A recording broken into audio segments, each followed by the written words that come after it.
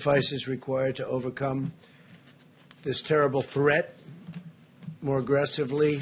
We commit to social distancing. So important. Social distancing, such an important phrase. And we do it right now. The more lives we can save and the sooner we can eventually get people back to work, back to school, and back to normal. And there are large sections of our country probably can go back much sooner than other sections. And we're obviously looking at that also. People are asking, is that an alternative? I say absolutely it is an alternative. I have now approved major disaster declarations for New York, California, Washington, Iowa, Louisiana, Texas, and Florida. That has great significance, as you know, and legal significance. We're in a constant grouping, and I can say this, we have a large grouping of people that does nothing but communicate with the various officials, including we've been spending a lot of time with New York officials because that really is by far the hottest spot. They've got a number of very tough weeks ahead of them.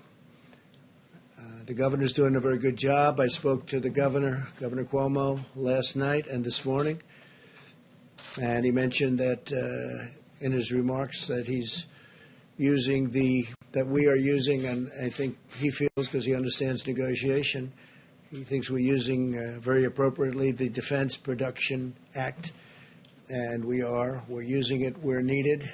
It's a great point of leverage. It's a great negotiating tool.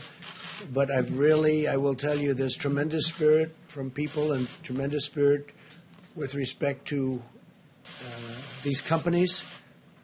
And I don't have to use it very much at all. They want to do it. As you know, General Motors is involved, Ford's involved, 3M's involved, others are involved, and they're all working very hard to produce all different products. We had very little product when we came. We built it up, and we give it away as fast as we can to the different states. We're also, as you know, building numerous hospitals and medical centers throughout certain areas. In New York, it's at the convention center, the Javits Convention Center. We're doing 4 hospitals, and we're doing throughout the state 4 medical centers there, somewhat different. I want you to know that I'm doing everything in my power to help the city pull through this challenge. I'm working very hard in New York. It's really, by far, our biggest problem. Maybe it will be, maybe it won't be. But there's a lot of good, capable people working on it with us, and our teams are working very well with the state representatives. We're also doing some very large testings throughout the country. I told you yesterday that in South Korea, this is not a knock in any way, because I just spoke with President Moon. We had a very good conversation about numerous other things. But they've done a very good job in testing. But we now are doing more testing than anybody by far. We do more in 8 days than they do in 8 weeks. And we go up on a daily basis exponentially.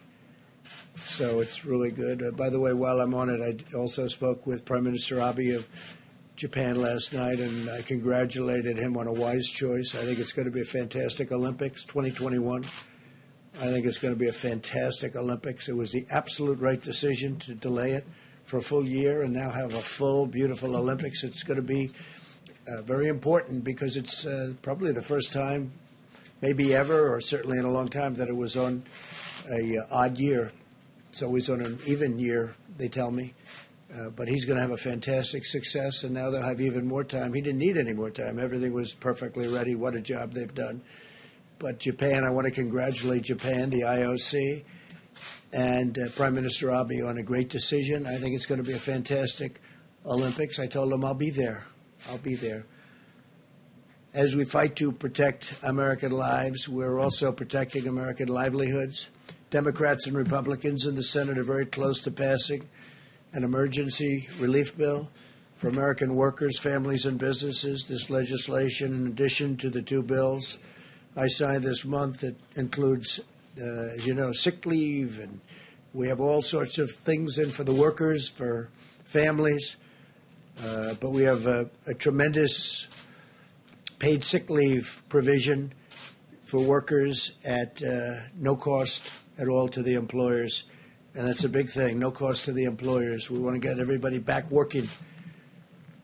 Together, this $2.2 trillion legislative package is bigger than anything, I believe, ever passed in Congress.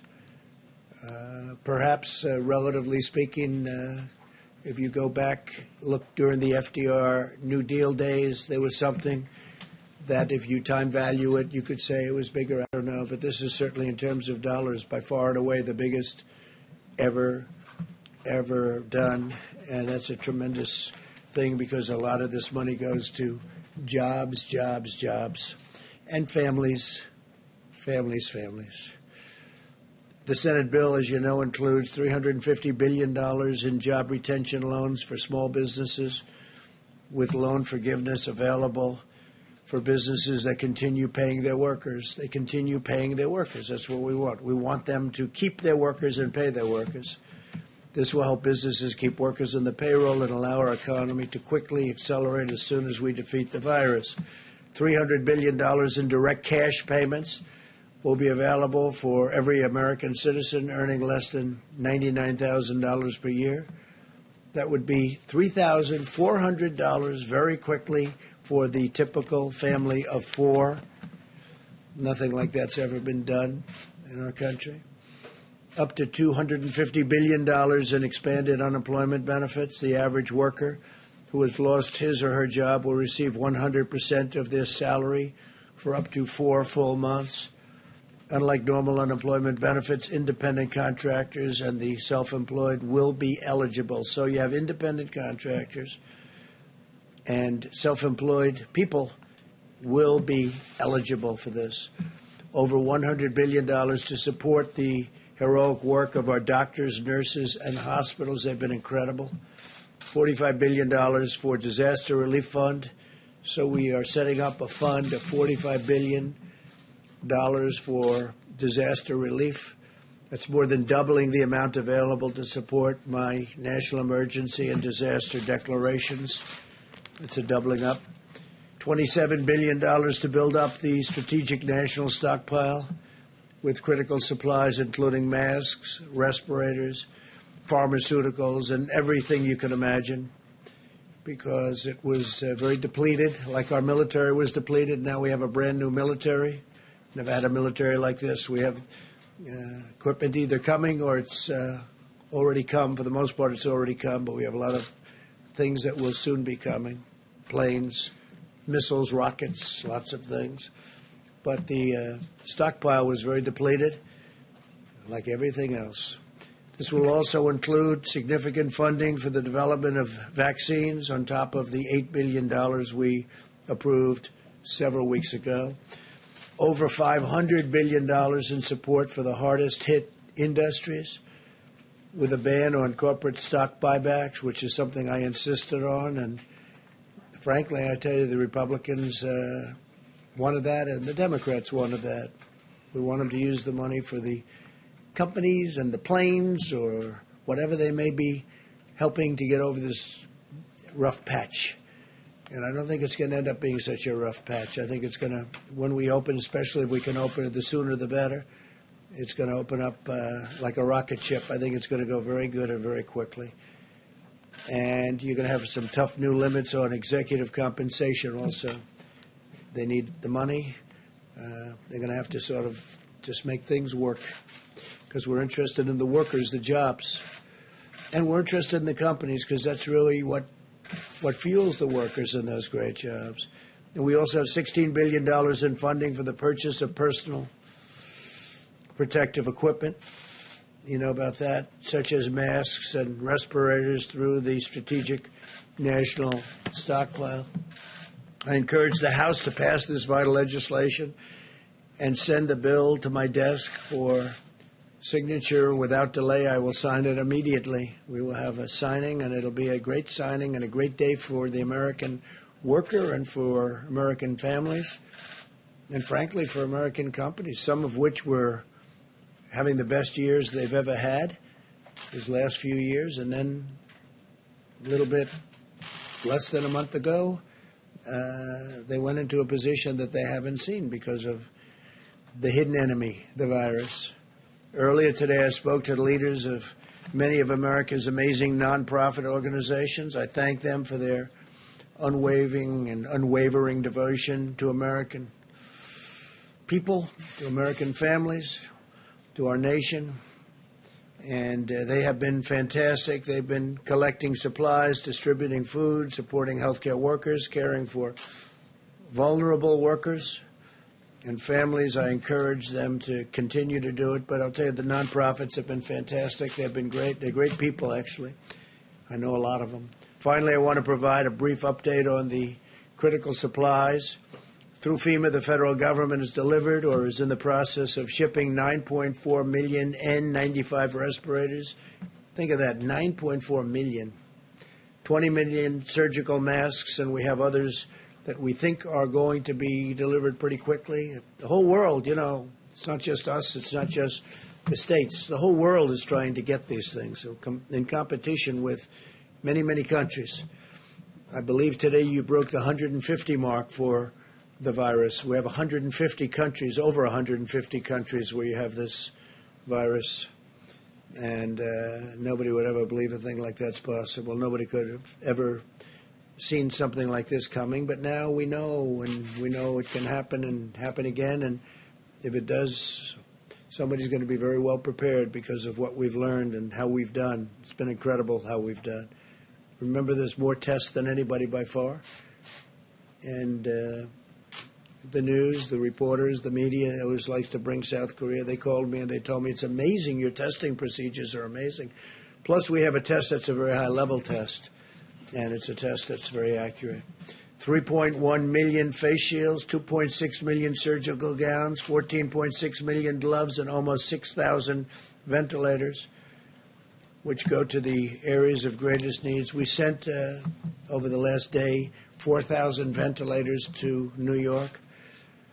And I spoke with the governor about that. He was happy. I spoke with the mayor also about that, Mayor de Blasio. He was very happy. It's hard not to be happy with the job we're doing, that I can tell you. Throughout this national emergency, everyday heroes continue to step forward and demonstrate the extraordinary character of our nation, including the people behind me. By the way, these people are amazing. They are amazing people, and they become, I don't know, maybe I should just speak for myself, but to me, they become friends. Maybe they don't like me. Maybe they don't. Maybe they do. I don't know. All I can tell you is they're talented people. They work very hard. In Maryland, a 7-year-old boy used his own birthday money to buy meals for dozens of senior citizens. In Nevada, a college student recruited 90 of her friends to help deliver groceries and supplies to the most vulnerable. This is happening all over the country, thousands and thousands of instances. I could stand up here all day and tell you about other things. In Minnesota, hundreds of medical students have volunteered to provide child care for hospital workers, helping to keep our doctors and nurses on the front lines, fighting to save lives. These inspiring Americans remind us that we all have a role to play in winning this great national battle, and it's really a worldwide battle. We're dealing with other nations all the time. The people here are, I am a little bit, I take calls from a lot of people. They're in trouble. A lot of countries are in big trouble. So now we will hear from our great Secretary of the Treasury. He's been working rather hard, I will tell you. Steve Mnuchin is a fantastic guy, and he loves our country, and he's been dealing with both sides, Republican and Democrats. He sort of lived over in that beautiful building. It's a very beautiful building. To me, one of the most beautiful buildings actually in the world, and he's gotten to know it, Steve, very well. So if we could have a little update, Steve, would be fantastic as to how we're doing and what it's looking like. Thank you. Thank you very much, Mr. President. And first, let me say I would like to thank Mitch McConnell for his leadership, and I'd also like to thank Chuck Schumer for the enormous bipartisan support we had on this bill, and the many senators, both Republicans and Democrats, that worked tirelessly over the last 5 days on all the task force. As the President said, I got to live in the LBJ room for the last 5 days, and we couldn't be more pleased with the unprecedented response from the Senate to protect American workers and American business in this situation. The President has outlined many of these, but let me just quickly go through them. Again, small business retention loans. This will cover roughly 50% of the private payroll in small businesses, where we will immediately make loans that will supply 8 weeks of salaries as long as they keep workers employed and overhead. And those loans will be forgiven at the end of the period as long as they keep workers employed. These are SBA loans, but the Treasury will be issuing new regulations authorizing almost every single FDIC-insured bank to make these. I expect by the end of next week we will have a very simple process where these can be made and dispersed in the same day. So this will be a very simple system to get money into small business hands. For companies that don't qualify that, we have a economic program of tax incentives to retain workers. And as the President said, we have enhanced unemployment insurance for people who don't fit into these two programs that will be administered through the states. We also have economic impact payments. These will be within the next 3 weeks, direct payments into most people's deposit accounts. And for those that don't have it, we will be having the checks in the mail. Treasury will have additional authorities. We have $500 billion that we can use to work with the Federal Reserve for emergency programs that will create up to an additional $4 trillion, if needed, to support American business and American workers in an unprecedented way.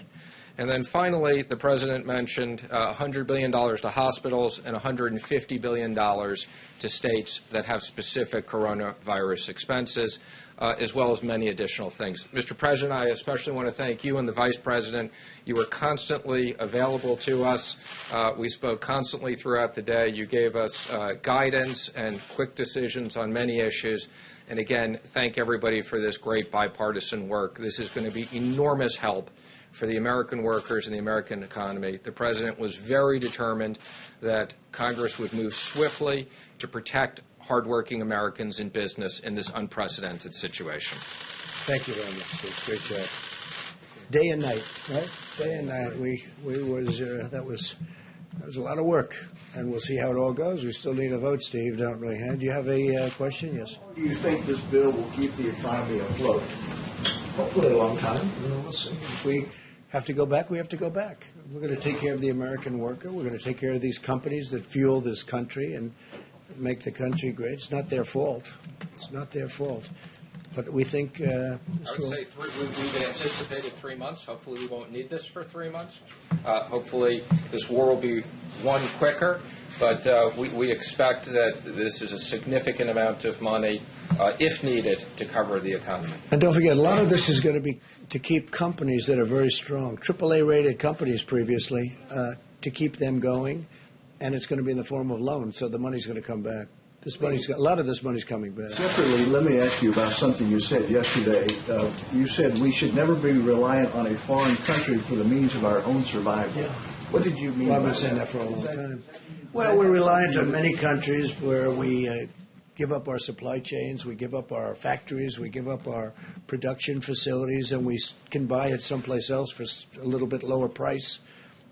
But it's really costing us more when that happens because we lose jobs, we lose everything, and we lose our independence, and we can't let that happen. So we'll be making some changes. We have been making those changes. Is there an executive order to basically ban the export of medical equipment? I don't know that we'll need that, but I think it's happening by itself. I think a lot of things are happening. Well, some people, we make the best medical equipment in the world, and you have some people like the European Union, they don't take it because they have specifications that don't allow our equipment in because it's designed in a different way. Even though it's a better way, it's designed. They're all playing games against us, okay? They've been playing games against us for years, and no president has ever done anything about it. But the European Union, you look at medical equipment, we make the best medical equipment in the world, but we can't sell it because, or not appropriately. And yet we take their medical equipment in our country. We're changing things, Steve. All this is changing. But they have specifications so that our equipment, designed specifically so that our equipment can't come into their countries. It's a very terrible thing that's happened to our country. And let me tell you, some of the people that took the biggest advantage of us are allies. You know, we talk about allies. They took advantage of us in many ways, but financially as well as even militarily. When you look at, if you look at NATO, the abuse that was given to our country on NATO, where they wouldn't pay. And we were paying for everybody. We're paying now because of me. They're paying a lot. Now they paid $135 billion more. And then ultimately, Secretary General Stoltenberg, who I think you would say is maybe my biggest fan, we got him to pay an additional $400 billion other countries. And but you know that. And then there's the trade. They make it almost impossible for us to have a fair deal. They know this. They know I'm just waiting. We have all the advantages, by the way. It's going to be easy when I decide to do it. But this isn't the right time to do it. But we've been treated very, very unfairly by the European Union. Mr. President, 4 Republican senators have indicated that the extra $600 for unemployment insurance may encourage workers to leave their jobs, even though you can only collect unemployment if you're fired. I'm curious what you think of that concern. Well, I know the issue very well. We talked about it just a little while ago. Steve, I'm going to let you maybe discuss that. Sure. Now, the President and I spoke to several of those senators today, but let me just explain the issue, which is we wanted to have enhanced unemployment insurance. Most of these state systems have technology that's 30 years old or older. So if we had the ability to customize this with much more specifics, we would have. This was the only way we could assure that the states could get money out quickly in a fair way, so we used $600 across the board. And I don't think it'll create incentives. Most Americans, what they want to keep their jobs. And I said for 50% of these businesses, they will have the businesses keep those jobs. So this was, our number one issue was how do we make sure that American workers who needed to keep getting paid, this is no fault of their own, that businesses have been shut down. The President and Vice President wanted to make sure those hardworking Americans got money, and this was the most efficient way of doing it. Senators that you spoke with, are they in agreement now? I'm not going to comment on the specifics of where they are, but I would say, our expectation is this bill passes tonight and gets to the House tomorrow, and they pass it. We need to get this money into the American economy and American workers. That's the importance of this. And the one good thing when you think about that, people are going to get actually more money, but we don't want to give a disincentive. But they have been talking about that. It's a good question, actually. Yes, ma'am, please. Yes, thank you. The family of, on another subject, the family of retired FBI agent Robert Levinson says that U.S. officials have concluded that he's died in Iranian custody. Are you aware of that? And how did U.S. officials reach that conclusion? I've been very much involved in that. And he was a great gentleman and a great family. It's just, I have to say this, and they've been making the statement to the family, I believe, but it's not looking good. He wasn't well for years anyway in Iran. It's not looking promising. We've gotten so many people back. We got 2 people back this week, but Robert Levinson, who was outstanding, he's been sick for a long time, and he had some rough problems prior to his detainment or capture, and we feel terribly for the family. But do you accept that he is dead? No, I don't accept that he's dead. I don't accept it. I'm telling you, it's not looking great, but I won't accept that he's dead. They haven't told us that he's dead, but a lot of people are thinking that that is the case. Feel badly about it. Mr. President, you tweeted earlier linking the closing of the country to your election success in November. Is this Easter timeline based on your political interests? What do you mean by my election success? No. You tweeted. You said that the media wants the country to remain closed to hurt your odds No, of I being think the reelected. media. The media would like to see me do poorly in the election. I think Lawmakers and economists on both sides of the aisle have said that reopening the country by Easter is not a good idea. What is that plan based on? Just so you understand. Are you ready? I think there are certain people that would like it not to open so quickly. I think there are certain people that would like it to do financially poorly because they think that would be very good as far as defeating me at the polls. And I don't know if that's so, but I do think it's so that there are people in your profession that would like that to happen. I think it's very clear. I think it's very clear that there are people in your profession that write fake news. You do. She does. There are people in your profession that write fake news. They would love to see me for whatever reason because we've done one hell of a job. Nobody's done the job that we've done. And it's lucky that you have this group here right now for this problem, or you wouldn't even have a country left. Okay.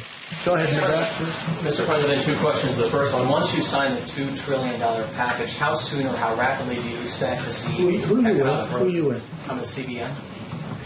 And my second question is, we are hearing you are pushing for April 6th to have direct payments issued to taxpayers. Is that the target date? I think it's Again, very much. I would say our expectation is within 3 weeks we will have direct payments out where we have depository information, and we're looking to get a lot more information, and we have procedures to do that. So 3 weeks for that, and I would say the end of next week we want all the banks to be able to originate loans same day.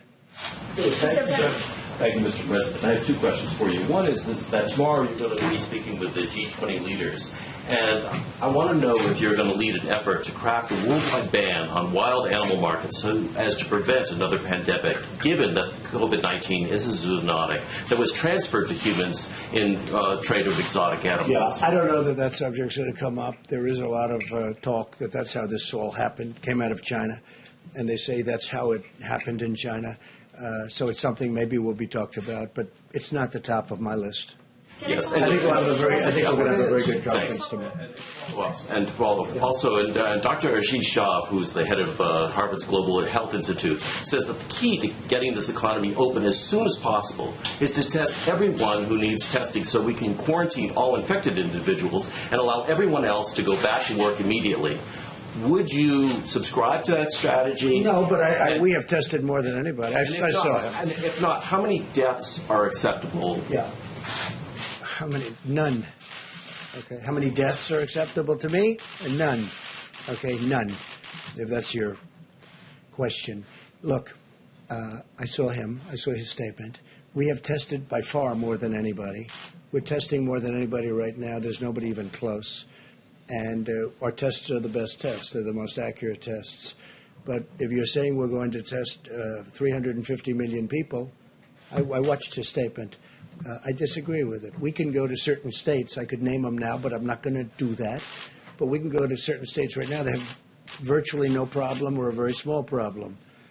We don't have to test the entire state in the Middle West or wherever they may be. We don't have to test the entire state. I think it's ridiculous. We don't have to do it. A lot of those states could go back right now, and they probably will, because at some point in the not-too-distant future, certain states are going to come off the rolls. Maybe New York can't, and maybe California can't. Maybe the state of Washington can't, although if you look at them, their biggest problem was in one nursing home. Yeah, go ahead. But the states aren't siloed. And so, I mean, somebody, if you test one state and then the person moves over to the other state, well then... You're going to just look at that. But if you take a look at the states, and many states that I'm talking about, they don't have a problem. We have some big problems, but it's confined to certain areas, high-density areas. So why would we test the entire nation, 350 people? With that being said, I'm going to say it again. We tested far more than anybody else. We have the ability to test. I mean, we've come a long way from an obsolete, broken system that I inherited. We have now tested, with the best test, far more than anybody else. And when I say anybody else, I'm talking about other countries. No country is even close. They came out with a statistic, I guess, yesterday that I heard from Dr. Birx. where it's for eight days here, more than 8 weeks in South Korea. And South Korea's done a good job. But we did in 8 days more than South Korea did in 8 weeks. That's a big number. And we're getting, I said before, exponentially better. Every day it's going up substantially. We have an incredible apparatus built now. But no, I don't want to test 350 million people. I think it's ridiculous. Yes, please. Thank you so much, Mr. President. 2 questions. One follow-up on the G20, because the UN asked the G20 countries to do for more resources for a coordinated stimulus package, ban on tariffs, waive on sanctions to try to prevent what they call an apocalyptic pandemic. Would you consider those measures? And With respect to what? On tariffs, and also related also to waive tariffs, and also Look, we have strong sanctions. borders. Yeah. And would you consider to join this global effort? So before I came here, we weren't into borders. We had a country, people could come in. We had a whole different deal.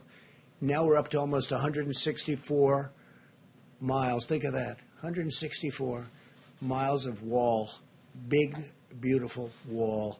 And in those areas, it's very, very tough to come in. We've been very tough on the borders. I mean, where we have the wall built, nobody's getting through. Now, they're going around, but that's a long trip. If they're going around, that's the way they get through. But, no, I'm very strong on borders, and I don't want people coming in here. What I want is if they're going to come in, they have to come in legally. They have to come in through merit. We're not having the people that you're talking about come into our country. All right. Thank you, sir. Question for you and for Dr. Fauci, if you'll let me. Both Republican and Democrat packages of the stimulus included $25 million worth of funding for the Kennedy Performance Arts Center here in Washington, D.C. Shouldn't that money be going to masks, respirators? Well, I'll tell you what, I approved that. And I knew it was $35 million, and we actually took off 10. But I'm a fan of that, although I haven't spent time there because I'm far too busy. I'd love to go there evenings, but I'm too busy doing things because that's more important for me than going there. But the Kennedy Center has suffered greatly because nobody can go there. It's essentially closed. And they do need some funding. And I said, look, that was a Democrat request. That was not my request. But you got to give them something. It's something that they wanted. You know, it works that way. The Democrats have treated us fairly. I really believe that we've had a very good back and forth, and I say that with respect to Chuck Schumer. I spoke to him a number of times. But, you know, they had requests also. So that was a request. There were 35, as you know, and it came down to 25. We got it down to 25. We agreed. I said, that's a lousy soundbite. That's not a good soundbite, but that's the way life works. With that being said, the Kennedy Center, they do a beautiful job, an incredible job. David Rubenstein does a fantastic job. He's very much involved, and he puts up a lot of money, and he does things that a lot of people wouldn't be able to do or do. But they've been essentially closed. They have tremendous deficits that are built up. I mean, this thing has been devastating to it. So I didn't have a big problem with it. But this was a request from the Democrats because of the fact that they have a facility that's essentially closed up. Yeah. Another question, sir. In other words, you couldn't go there if you wanted to. If I wanted to go there tonight to look at Romeo and Juliet, I'd love to see Romeo and Juliet tonight, right? You know what would happen? They say, sorry, 250 people or 50 people, whatever it might be down to. Go ahead. And then earlier today, Senator Marco Rubio told RCP that, quote, the World Health Organization showed favoritism to China, unquote. And then Representative Michael McCall, the ranking member on the House Foreign Relations Committee, he questioned the integrity of the World Health Organization's director, saying, quote, that there were several red flags in his past with respect to his relationship with China. Do you agree? Do you think the World Health Organization showed favoritism? And then once all the dust settles, do you think that the United States should re-explore its relationship with the World Health Organization? Well, I think there is certainly a lot of talk that has been very unfair. I think that a lot of people feel that it's been very unfair. It's been very much sided with China. And a lot of people are not happy about it. At the same time, Dr. Fauci and myself and other people, there are people on there that we like and we know. A lot of, I think your friends are on there, a lot of good people, a lot of good professionals. I don't know, it'd be interesting to hear if you'd like to talk about the World WHO. But the fact is that I have heard for years that is very much biased toward China. So I don't know. Doctor, you want me to get you into this political mess? No, I don't want you to do that, but I will. Tedros is really an outstanding person. I've known him from the time that he was the Minister of Health of Ethiopia. I mean, obviously, over the years, anyone who says that the WHO has not had problems has not been watching the WHO. But I think under his leadership, they've done very well. He has been all over this. I was on the phone with him a few hours ago leading a WHO call. Praising China's transparency, sir? No, I'm not talking about China. You asked me about Tedros. World Health Organization praising China for its transparency and leadership on their response to the pandemic? You know, I can't comment on that because, I mean, I don't have any viewpoint into it. I mean, I don't even know what your question is. Can I follow up on that phone call, please? Welcome to the game. You know, let me just tell you, I've heard that for years. I spoke to him yesterday. Seems fine to me. I don't know. But we're the ones that gave the great response, and we're the ones that kept China out of here. And if we didn't do it, you'd have thousands and thousands of people who would have died that are now living and happy. If I didn't do that early, call on China, and nobody wanted that to happen. Everybody thought it was just unnecessary to do it. And if we didn't do that, thousands and thousands of people would have died, more than what's happened. So that's it. All right, maybe one more. Steve, go ahead. When you have this G20 meeting tomorrow, what sort of coordinated response are you expecting? We're going to have a meeting with the 20 nations total, including us, and it'll be a conference call tomorrow morning sometime. I look forward to people I know I like. I think in every instance I like every one of them. But it'll be an interesting call. You'll be the first to know. Next week, when the 15-day period ends, what should we expect then? Are you going to extend it for another we'll week? Be talking. I'll be speaking. I'll be speaking with Tony. I'll be speaking with Deborah. I'll be speaking with some of the people that they like and respect, and they're going to bring along with them. We'll be speaking to Vice President Mike Pence and Steve, and we'll be speaking to everybody. I'm not going to do anything rash or hastily. I don't do that. But the country wants to get back to work. Our country was built to get back to work. We don't have a country where they say, hey, let's close it down for 2 years. We can't do that. It's not our country. So we're going to be talking, and it could be we'll do sections of our country. There's big sections of our country that are very, little affected by what's taken place. Then there are other sections that are very heavily affected. So there's a big difference. But no, I would say by Easter we'll have a recommendation, and maybe before Easter, and at the end of the 15th day, or even during the 15th day, I think we'll have some kind of a recommendation. But our country wants to get back to work, Steve. I have had so many people, and they want to practice social distancing, and they want to practice no handshaking. No handshaking. They're not going to walk around hugging and kissing each other in the office when they come back, even though they may feel like it. They're going to wash their hands more than they've ever done. They're going to do all the things you're supposed to do. But Steve, you know what? It's time. People want to get back to work. I get it from both sides, in all fairness. And maybe it's a combination of both. Tony said before, a combination of both is sometimes very good. But there are areas that probably, they won't qualify. There are other areas that qualify almost now. So we're going to have to see what happens. But it'll be an interesting period of time. I'd like to get our country back. I have tremendous numbers of people wanting to go back. You have store owners where the store is sitting there. They don't know what's happening. They got to get back. You have businesses that are going to be closed. The longer we stay out, the longer we do it, we want to go quickly. The longer we stay out, the harder it is to bring this incredible. We were having the most successful years that we've ever had in the history of our country. You saw what happened yesterday with the stocks, and today they're up. I'm telling you, if Steve gets the deal done, the incredible incentive is going to take care of people. It's going to take care of our workers. It's going to take care of companies that employ all these workers, small and big. By the way, I would say we spend more time on the small companies, Steve, than we did on the big companies. People ask about that. We spend more time thinking about the small businesses than the big, and that really fuels our country. We want to get back, and the people want to get back. We want to get our country going again, and we'll be able to do that. So, Vice President's going to stay with you, and going to take a few more questions specifically, and I will see you tomorrow. Thank you very much. Question for you on the GPA, Mr. President. Mr. President,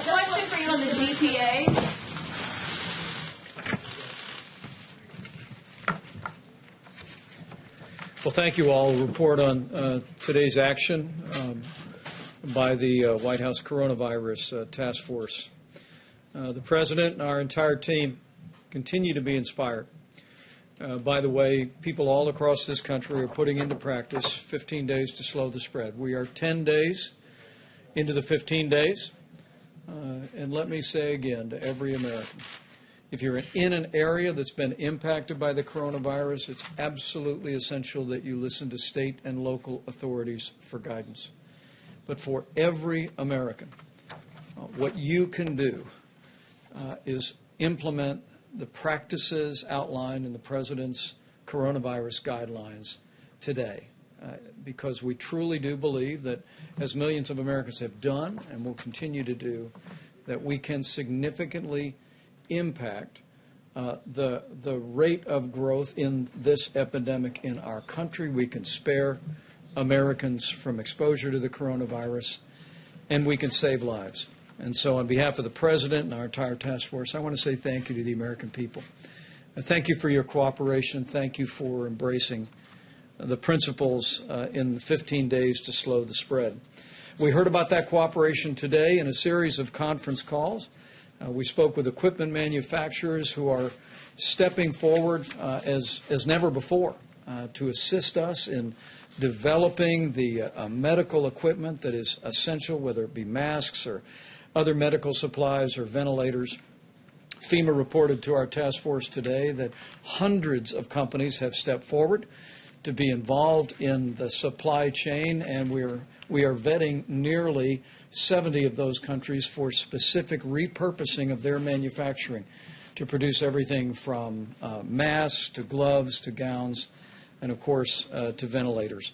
We also had a very productive call with Secretary Betsy DeVos with education leaders from around the country today. And let me say on behalf of the President and a grateful nation, thank you to all of our teachers, many of whom are now home, teaching children from afar, even in many cases while they have their own kids home from school. You are truly heroes. And the Department of Education, as well as your State Department of Education, are grateful to each and every one of you who find yourselves educating out of home. And the Department of Education has a helpful website on coronavirus recommendations, ed.gov/coronavirus. And as we mentioned before, Secretary Betsy DeVos and Secretary Sonny Perdue will be joining us at this podium on Friday to speak about distance learning recommendations that have been made not just for secondary or for college education, but also for K through 12 education. We're opening up avenues, creating new flexibility so that not only college students can continue to be involved in learning from afar, but children K through 12 can do the same. Secretary Perdue will also be here to talk about the food lunch program and free and reduced lunches. Today, the President and I also spoke to over 150 CEOs of the top nonprofit organizations in the country. We thanked them for their ongoing work, supplying the needs not only of people impacted by the coronavirus, but the most vulnerable among us in our communities. Organizations like Red Cross, the Salvation Army, Feeding America are all still working every day. And we promise to urge every American, if you have the means and have the ability, continue to be generous to nonprofit organizations that are helping those most in need in your community. The President marshaled a whole-of-government approach. That means working with our governors today. The President and I were in direct contact with governors of New York, California, Washington State, New Jersey, Michigan, and others. And we continue to be inspired and impressed by the leadership that governors are providing in their states, making tough choices, leading their states, and the President and I are truly grateful.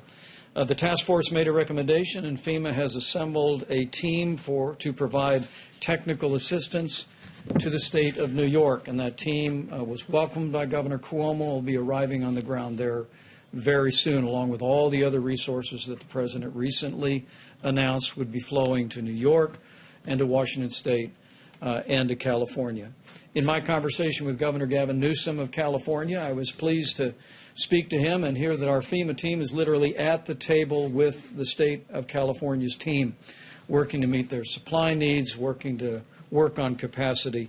And I want people to know in the states that are most impacted by the coronavirus that we are with you. We're going to stay with you. We're going to continue to work around the clock to make sure your courageous healthcare workers, your health systems, and your state governments have the resources to support your response. On the subject of testing, Dr. Birx will reflect on what the data is showing in just a moment. Not including local labs and hospitals, we are at 432,000 tests completed. And we're pleased to see that there are literally drive-through and community sites around the country, and the U.S. Public Health Service is assisting states in standing those up each and every day. We do remind hospitals and labs around the country, and the moment the President signs the bill, that it is absolutely essential that they provide the results of the test to us. It gives us visibility into what's happening on the ground. But because of the public-private partnership President Trump initiated with these vast commercial lab networks around the country, we are adding tens of thousands of tests every single day. On the subject of supplies, before the end of the week, we'll talk a bit more, as the President did moments ago, about the supply chain. I was at FEMA last night and literally saw a room full of people with laptops and cell phones. We are literally leaving no stone unturned, as I told governors today, to find medical supplies, whether it be masks or gowns or gloves or ventilators, and the team is working around the clock to meet those needs. A few smaller items. First and foremost, the CDC is developing guidance, which we'll be publishing tomorrow, about the best way to utilize our natural resources at our parks. It would be several weeks ago that our Park Service waived all entrance fees, and we directed the CDC to produce guidance for how people can still practice social distancing and common sense, but be out of doors and enjoy our natural parks. We'll also be sharing that guidance with the vast state park systems around the country and encouraging their support. With that, let me last say again, there's nothing more important for the American people to do to slow the spread than to heed your state and local guidance in areas impacted by the coronavirus, and for everyone else to put into practice the 15 days to slow the spread. Dr. Fauci will reflect on the importance of mitigation and the impact that we believe that it is having around the country. But it is, people ask me from time to time, what can I do? And I say from my heart to every American, this is what you can do. Not just to protect your own health and that of your family, but no American wants to inadvertently spread the coronavirus, particularly to those that may be vulnerable to serious health consequences. Remember that the risk of serious illness to the average American remains low. I mean, the vast majority of people that contract the coronavirus will have mild symptoms to flu-like symptoms and will recover.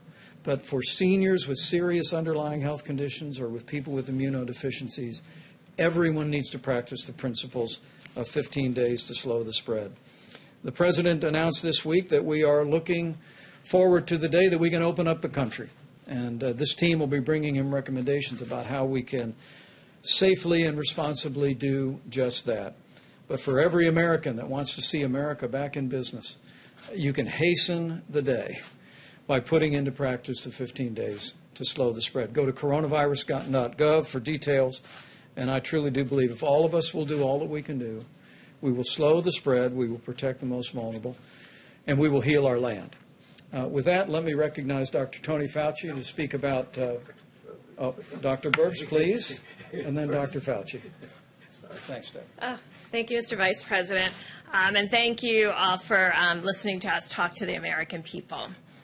We've been watching the testing results. It's very critical to us. It's very critical to be looking at that very carefully.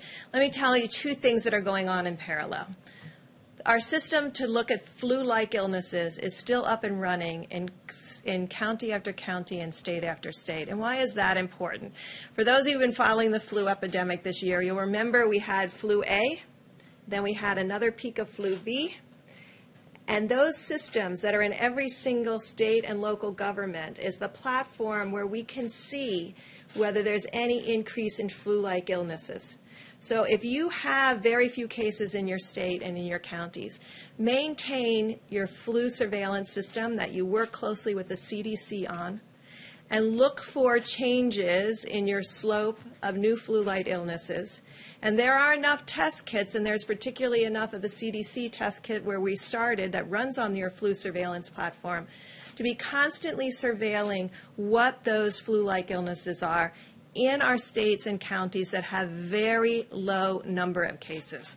We have counties still with 0 to 1 cases, but they can participate in the surveillance that we need to have out there now by using their flu-like surveillance system, and we thank all of the states who have that up and running. If you go to cdc.gov and go to flu surveillance, you can see state by state, and you can be looking at those curves with us. It's what we're looking at day by day, in addition to the testing results that are coming in. For the testing results, still, there's 4 counties that constitute the majority of both the current cases and new cases. I think you know those are New York City, Westchester, New York, Suffolk, and Nassau County. Those are the 4 counties, all associated with New York and the New York metro area. There's a few counties in New Jersey, but this is still where 56% of the cases are and 56% of the new cases. It's very important that people look at the number of new cases per day.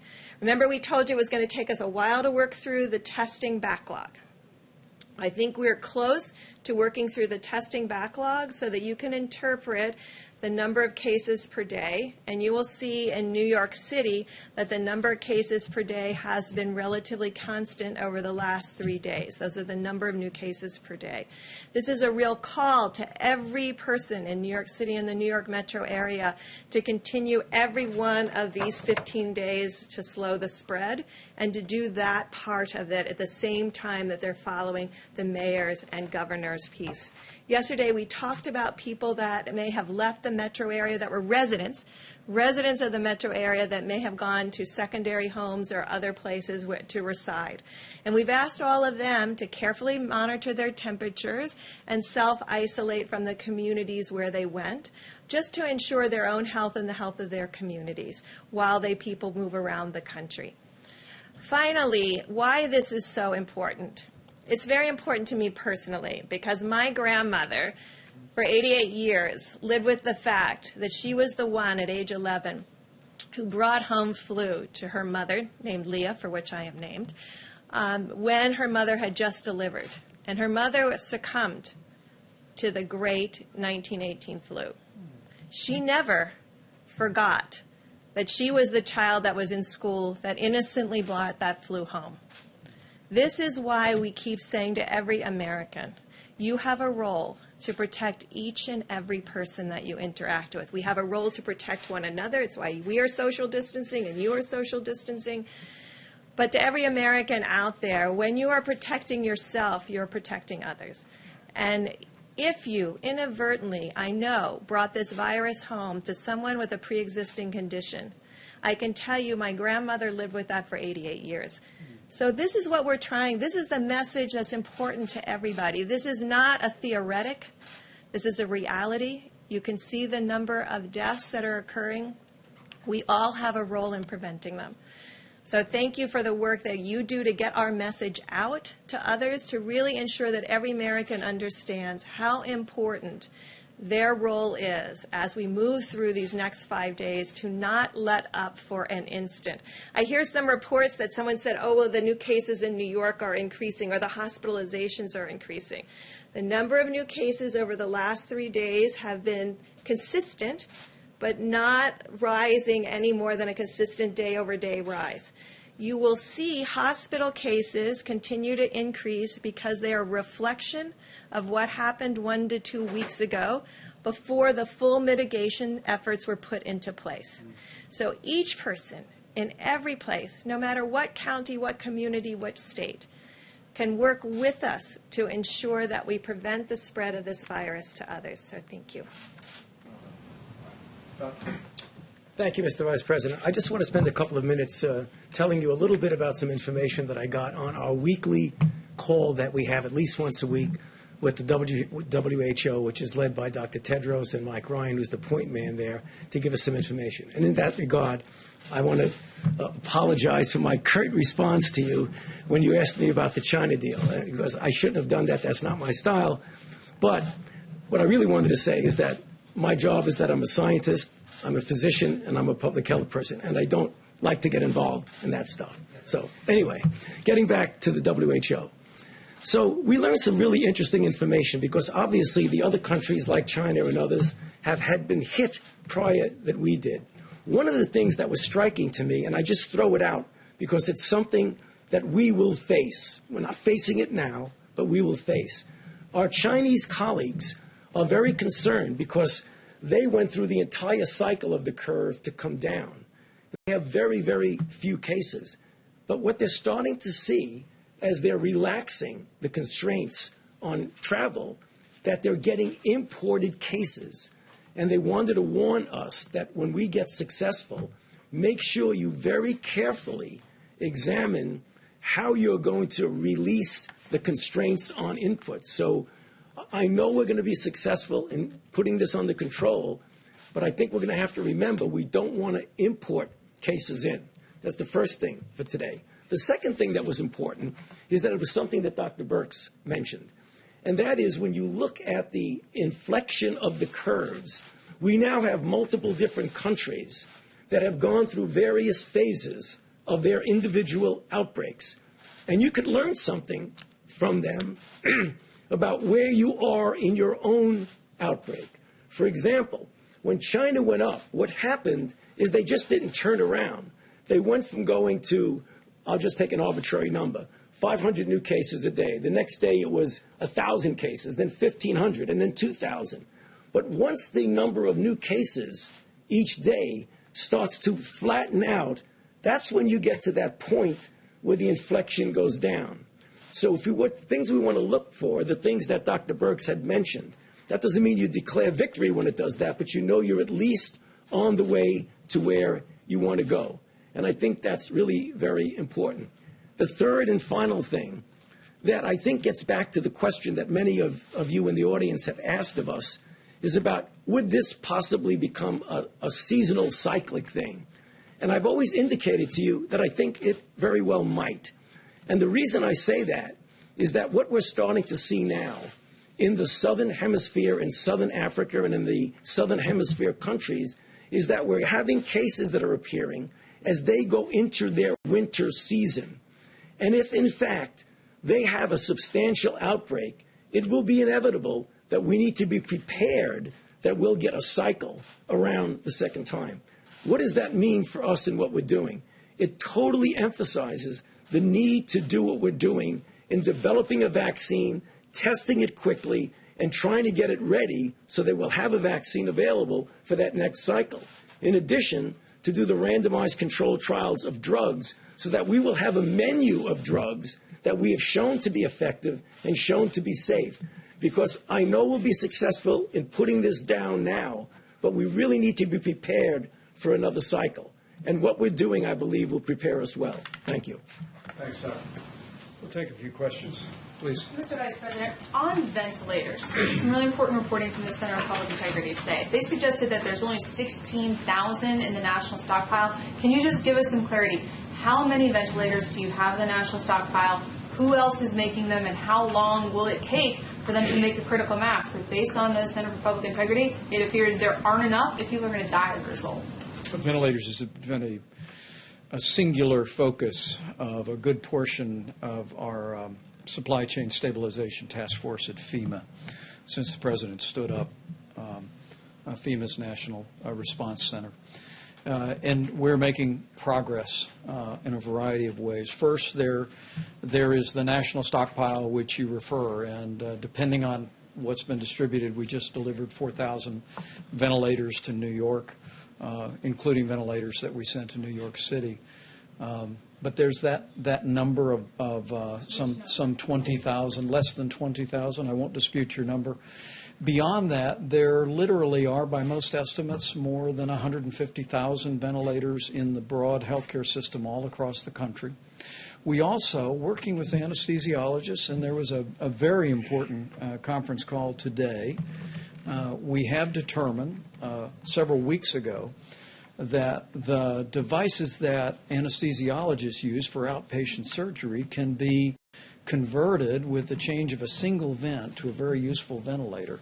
I actually spoke to Governor Cuomo about that today. He's in the process of surveying all of his surgical centers, as governors around the country are doing. We literally believe there's tens of thousands of ventilators that can be converted now that the FDA has given guidance. And Dr. Birx can probably speak to that in a moment. We actually have produced a helpful video to explain how quickly those devices can be converted. But we're also working with General Motors and other companies to immediately spin up production. Those contracts are being reviewed. We're vetting their capability. But one of the other ideas is, as we look at areas of the country that are most impacted, and now more than half of the cases for coronavirus are in New York State and in the region around there. But we'll want to focus our resources, including ventilators, on where communities are struggling the most with coronavirus. And so one of the ways that we're working through that at FEMA now is by spinning up production and at the same time working with the existing national supply, maybe from areas that don't have a particular burden yet with the coronavirus, and making sure that we're manufacturing, backfilling, and meeting that need. But what I can tell you is we've got an extraordinary team. Admiral Polovchek is a two-star Navy admiral who's doing an incredible job. We literally are identifying resources around the country and around the world. We're contracting and arranging transportation for those. But maybe Dr. Birx, you can speak to the ventilators, particularly the transition. Thank you, sir. So I just want to thank Dr. Mary Peterson and the whole team of the American Association of Anesthesiologists, because they immediately, when we asked them, could these be modified, they went to immediate work on it. They're going to have Q&As up but more importantly, every anesthesiologist in every city has been working with their state and local health officials to really work with them how to change this. And I think that's not only the ventilators that they'll be supplying, they have the people that run those ventilators that are not any longer doing elective surgery. So changing that elective surgery piece over a week ago has freed up a lot of additional resources. When I talk to you about how we've done some things that are very horizontal across the country, but we're collecting data now in a county-by-county granular way. So it's like any epidemic. It's not equal everywhere. There are places that are very spared, and there's places where there's more. We have a very vast country with a lot of capacity and a lot of infrastructure. And so looking very specifically about where the virus has been, where is it going, who's got freed up resources from where it has been, because it didn't hit it hit Washington State earlier than it hit New York, and looking at all of those pieces to really ensure how we can innovatively move equipment around based on the need. And so I know that it has become a place where people are looking at numbers rather than what is needed.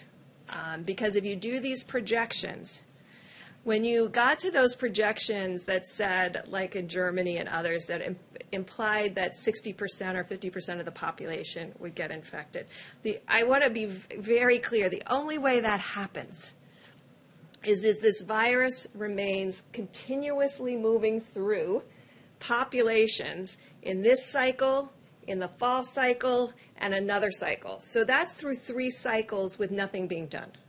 And so we're dealing with cycle A right now, not the one that could come in the fall of 2020, although we're getting prepared for it by the innovations that are being worked on, and not the 2021. We're really dealing with the here and now while we're planning for the future. And I think the numbers that have been put out there are actually very frightening to people. But I can tell you, if you go back and look at Wuhan and Hubei and all of these provinces, when they talk about 60,000 people being infected, even if you said, oh, right, well, there's asymptomatics and all of that, so you get to 600,000 people out of 80 million. That is nowhere close to the numbers that you see people putting out there. I think it has frightened the American people. I think on a model that you just run full out, you can get to those numbers if you have zero controls and you do nothing. And we know that every American is doing something. And so I think what our job right now is to carefully detail on a hospital by hospital, state by state, county by county, to outline what the infrastructure needs are and ensure that we're meeting them, both from the stockpile and from the generosity and movement of the American people and other hospitals. A lot of folks out there, well-intentioned, are sewing cloth masks and donating them to hospitals. And you're Dr. Fauci. Can you weigh in on that? Because obviously these people have great intentions, but there's some mixed feedback on whether that's a good idea. I'm sorry. Better than nothing? From a surgical mask. People are sewing them. So clothing manufacturers, volunteers dropping them off at hospitals.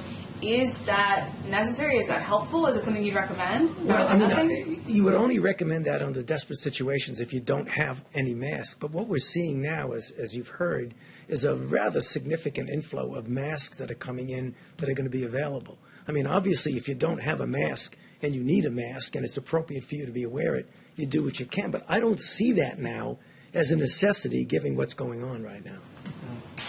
Great. Great. Mr. Vice President? We'll take a couple more. Thanks. Thank you, Mr. Vice President. We keep hearing reports of competition among states that are trying to buy this necessary equipment on the private market. And the governor of Kentucky said yesterday that his state was in line to buy some equipment, but FEMA came in and purchased it from under them. So he says this is creating a real problem for states because on the one hand, they're being told to get the equipment themselves if they can, but on the other hand, the federal government is buying up the supply chain. So is this a problem that you're hearing about, and what is your advice to states like Kentucky that are having this issue? I actually spoke to the governor of Michigan today, Governor Whitmer and I, about just that. And we put our FEMA regional representative right on the case. We want to make sure that we're acquiring every bit as much as we can through FEMA. But as we work with the supply chain, we want to have full coordination with the states and the requests they're making and hospitals that they're making. And we're looking into those matters. But make no mistake about it, this FEMA team at the President's direction is leaning into this effort, leaving no stone unturned, literally searching not just the nation but the world for all these critical supplies. And as the President just reported to you, we're in the process of shipping 9.4 million N95 respirators, 20 million surgical masks, 3.1 million face shields, and the list goes on. And we're going to be shipping those every single day.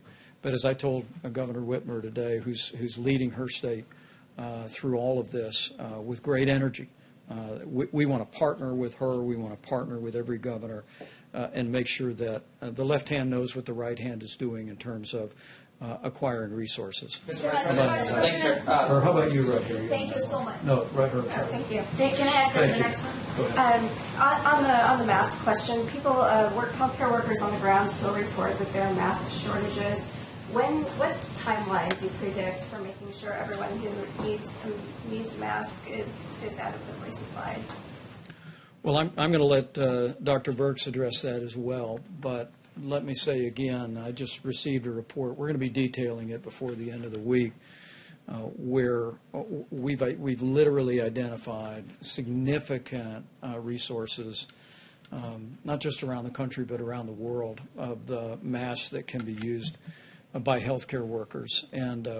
But as Dr. Birx said, we are focusing those resources in the areas where healthcare workers are most exposed to the prospect of contracting the coronavirus. The President's made it clear from early on, right after seeing the needs of Americans who are struggling with the coronavirus, making sure they have the support that they need on the same level of priority. We want our healthcare workers to have the personal protective equipment to be able to do their job safely, and we're working on that. I will tell you, I spoke about this today to several governors, not only the governor of Michigan, but the governor of Indiana, and President Trump and I couldn't be more grateful. The way governors around the country are joining us in calling on businesses to go back to their warehouses and identify industrial masks, N95 masks, that because of the change that President Trump insisted on in the law, can now be used by hospital workers. And they're perfectly acceptable to protect a healthcare worker from the possibility of a respiratory disease. But we're calling on, and our governors are joining us in calling on every business across America during this time of a great challenge where many businesses are idled. Go back to your storehouses, identify N95 industrial masks, and as I told our governors today, they can call FEMA, they can call the state healthcare services, or they can just load them up on a flatbed and drive them over to their local hospital. And literally, we hear stories in every state in the union of people doing that. And so it's happening all at the same time, and we'll be detailing the progress we're making on masks. Anything further, Deb? Thank you, Mr. Vice President. I just wanted to add one piece, and this is really a call to every state out there and every county that has been doing community-based testing. The FDA put out new guidance, we talked about it several days ago, that people can do self-testing in the drive-thru, where you give them the materials to do it in their car, and you pick it up in a biohazard bag. This would free up all of that PPE that you see being utilized in those drive-thrus back to the hospitals and back to the clinics that need it the most. We have to move to the new technology. FDA worked tirelessly to get that out there so that it could be sparing of gowns and gloves and full respiratory N95s. This is the moment to move to that self-testing front of nose with the new applicators that can be utilized so that every single bit of the N95s can be put into the hospitals that need it. Dr. Burks? Dr. Vice President? Let me just say we look forward to seeing you all tomorrow. We'll be back here with further progress and news. But if I could just say to every American, we'll get through this. We'll get through this. But we'll get through this together. Every American needs to understand that whether you are in an area that's impacted by the coronavirus or an area where there's very few cases, if you do your part to put into practice 15 days to slow the spread, you will do just that. You'll impact the spread of this coronavirus epidemic in our country. These experts tell me that we can significantly reduce the number of Americans that will be exposed to the coronavirus as every American continues to put these guidelines into practice. And we just know that with all of the extraordinary effort that's being done at the federal level by this tremendous team in all of our agencies, all the great leadership by governors in both parties across the country, with all the incredible and courageous work by healthcare workers, with the cooperation and the prayers of the American people, we will get this done. We will not only slow the spread, we'll protect the vulnerable, and we'll heal our land. Thank you all. We'll see you tomorrow. Thank you, sir.